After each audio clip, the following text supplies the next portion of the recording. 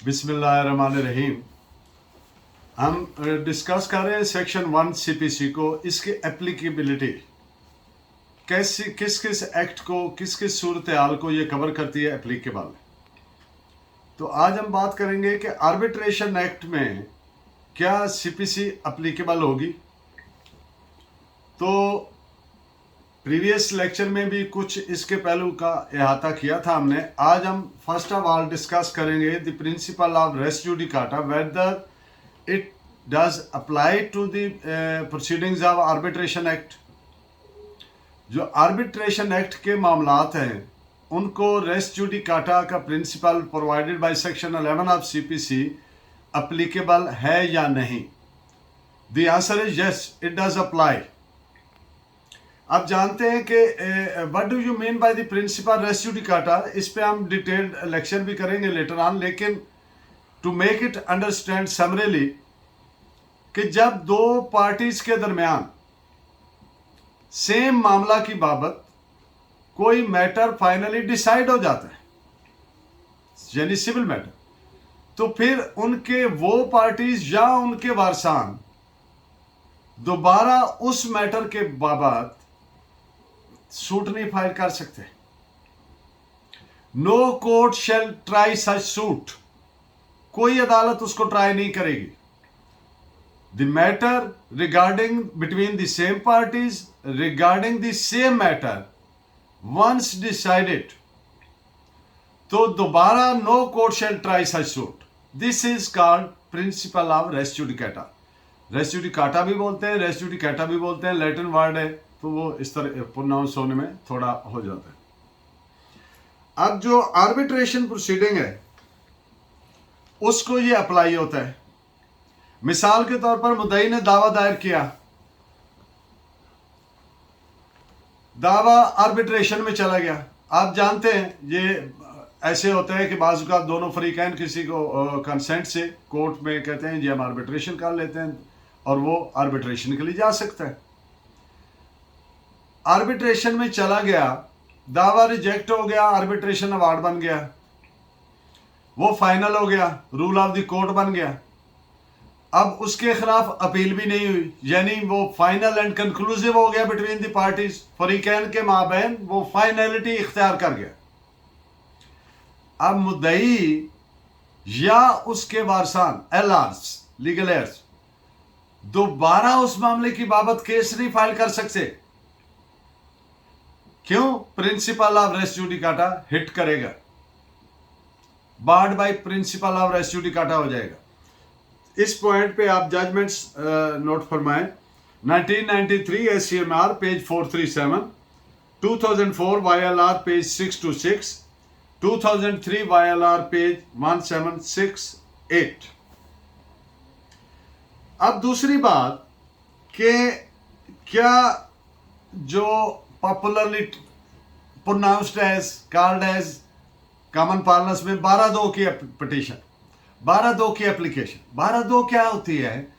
Section 12 सब class 2 CPC, common parlance में it is called as 12(2). सो इसकी जो एप्लीकेशन है वो इसमें होगी।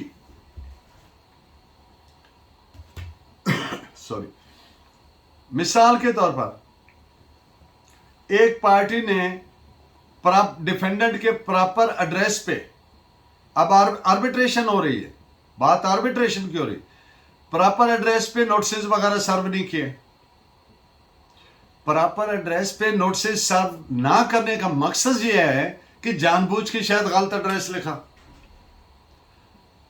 तो वो अवार्ड पास हो गया, रूल ऑफ कोर्ट बन गया। जब दूसरी पार्टी को पता चला तो उन्होंने 12(2) को इन्वोक किया।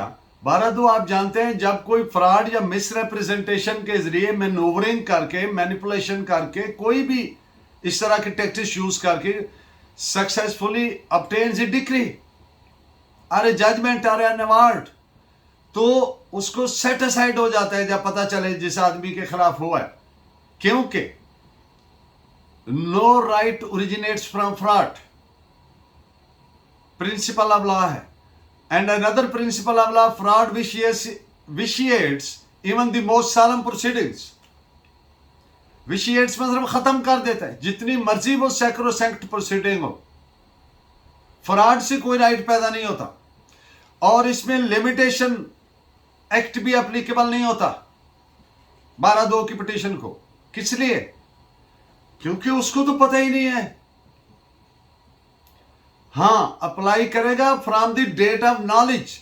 जब उसको पता चल गया कि ये ऐसे हुआ है, तो फिर वहां जिस वक्त पता चला वहां से लिमिटेशन शुरू हो जाती है, फिर उसको विद इन टाइम करना चाहिए। तो ये 12(2) की फिर पिटीशन हुई और वो प्रोसीडिंग सेट असाइड हो गई। This is reported as 2007 CLC page 148। Banking laws, banking courts criminal jurisdiction भी एक्सरसाइज करते हैं, लेकिन जब वो सिविल मैटर में सिविल जुरिस्डिक्शन एक्सरसाइज करेंगी तो CPC शैल स्टैंड एप्लीकेबल। और सिर्फ एक उसमें एक्सेप्शन है, until and unless some specific provision. आप जानते हैं कि वो स्पेशल है। अगर कोई ऐसी प्रोविजन है जो किसी CPC की स्पेसिफिक प्रोविजन को रोकती है, बार करती है, तो फिर वो प्रिवेल करेगी, क्योंकि वो स्पेशल लॉ। आप जानते हैं स्पेशल लॉ प्रिवेल्स दी जनरल लॉ। तो इस पॉइंट पे आप जजमेंट लिखें 2007 CLD पेज 501। बैंकिंग कोर्ट, जैसा मैंने अर्ज किया कि CPC एप्लीकेबल है, तो जाहिर है बैंकिंग कोर्ट ने सिविल जुरिस्डिक्शन एक्सरसाइज की, एक फैसला किया। अब उस फैसले की एग्जीक्यूशन के लिए, यानी इजरा जिसको बोलते हैं, इजरा के लिए ऑर्डर 21 रूल 21 जो है उसको, रूल 10 को CPC को उसको इन्वोक कर सकती है। यानी इजरा की प्रोसीडिंग्स उसी CPC ने जो प्रोसीजर प्रोवाइड किया है उसी के तहत होंगी बैंकिंग कोर्ट की भी। This is reported as PLD 1983 Supreme Court page 512। Banking court हर वो सिविल प्रोसीजर CPC का प्रोसीजर अडॉप्ट कर सकती है। ये मैं बात इसलिए कर रहा हूं कि जो recovery of loans and finances act है, बैंकिंग लॉज के recovery of loans and finances, उसमें अलग तरह की different eventualities, different situations can arise.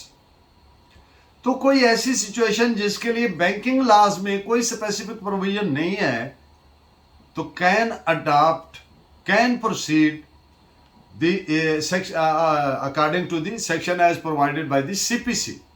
तो इस पॉइंट पे आप जजमेंट नोट फरमाएं 2007 CLD पेज 1311।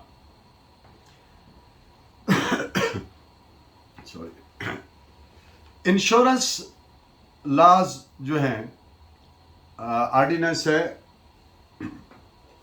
2000, इंश्योरेंस एक्ट है, इंश्योरेंस ऑर्डिनेंस 2000। इंश्योरेंस के जितने भी मामलात हैं, किसी अदालत को उसकी सेक्शन 12 सब क्लास 2 के मुताबिक, इंश्योरेंस ऑर्डिनेंस 2000 सेक्शन 12 सब क्लास 2, वो कहती है कि किसी अदालत को इख्तियार नहीं है कि इंश्योरेंस से रिलेटेड मामलात, चाहे वो क्लेम है या वो कोई दीगर मामलात हैं, कि उसको ट्राई करे या फैसला करे, सिवाय इंश्योरेंस ट्राइब्यूनल के, constituted by the federal government. और अब इंश्योरेंस ट्राइब्यूनल जो फेडरल गवर्नमेंट ने कायम किए वो कौन से हैं? डिस्ट्रिक्ट जज, यानी डिस्ट्रिक्ट एंड सेशन जज।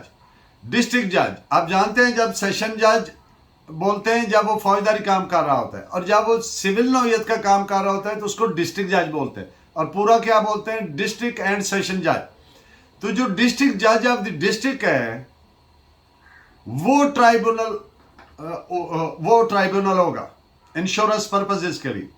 तो सिर्फ और सिर्फ वो ही फैसला कर सकते हैं हर तरह के मामलात रिलेटेड टू इंश्योरेंस, वो क्लेम है या कोई दीगर मामलात है रिलेटेड टू दैट। इस पॉइंट पे आप जजमेंट नोट फरमाएं 2007 CLD पेज 490।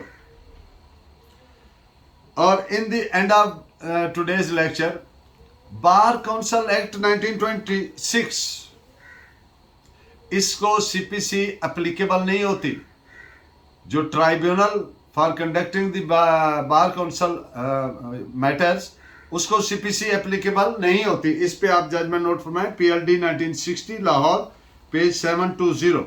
नेक्स्ट लेक्चर में हम बात करेंगे इलेक्शन पिटीशन पर, रिप्रेजेंटेशन ऑफ पीपल एक्ट पर, इसके अलावा family court act, family court के मामला, क्या इनको सीपीसी एप्लीकेबल होती है या नहीं। So please keep watching. Thank you very much. Allah ने के बाद।